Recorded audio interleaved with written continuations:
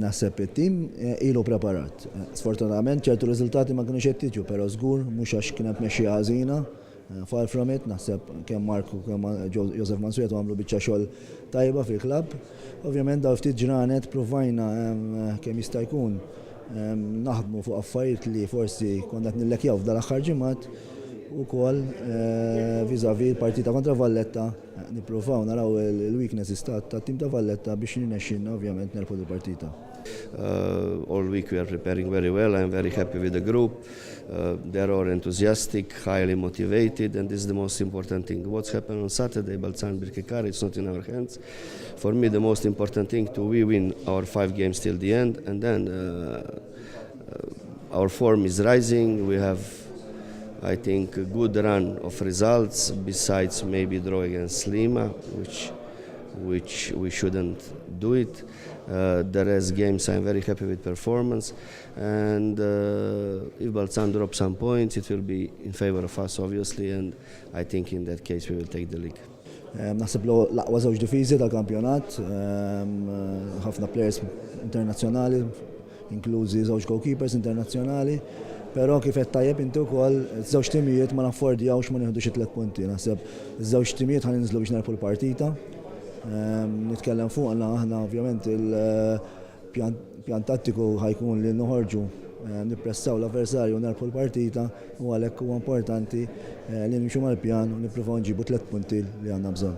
Hibernians has a lot of individual very good players, good foreigners team who plays together for a couple of years. I mean champions of Malta of last year, so they have a lot of good points.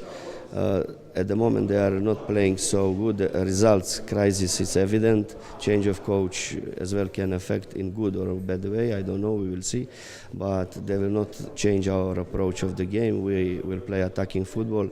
We will press from the first minute to score early goal as we did against Balzan, against Birkirkara, against all the teams, because we don't have right to lose any points. So we will not wait to be judge their tactics or whatever. We will play our game, and from first minute we go in attack and try to win 3 points. Telfa f'dan il-konfront, poġġi l-erba dobit li fadal irrelevanti? La xejn mhu relevanti, għandna wkoll pjanijiet oħra, għandna diversi żgħażagħ li jekk ovvjament ma ħuġi tragward tagħna diġà introduċejna ġifieri żgħażagħ, diġà fil-starting line-up tagħna dejjem ikollna 3 players born 98 u 97, ġifieri dak huwa xi ħaġa pożittiva, ftit timijiet fil-qegħdin mal-5-6 timijiet ta' fuq li għandhom players żgħażagħ hekk.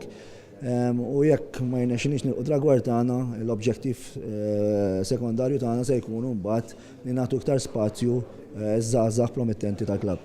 I decided on first 11. Hopefully in these 2 days of trainings, today and tomorrow, we will not have any injuries, besides Henry Bornello, who has not problem with his arm, and he will start training today. All the other players are available and eager to play.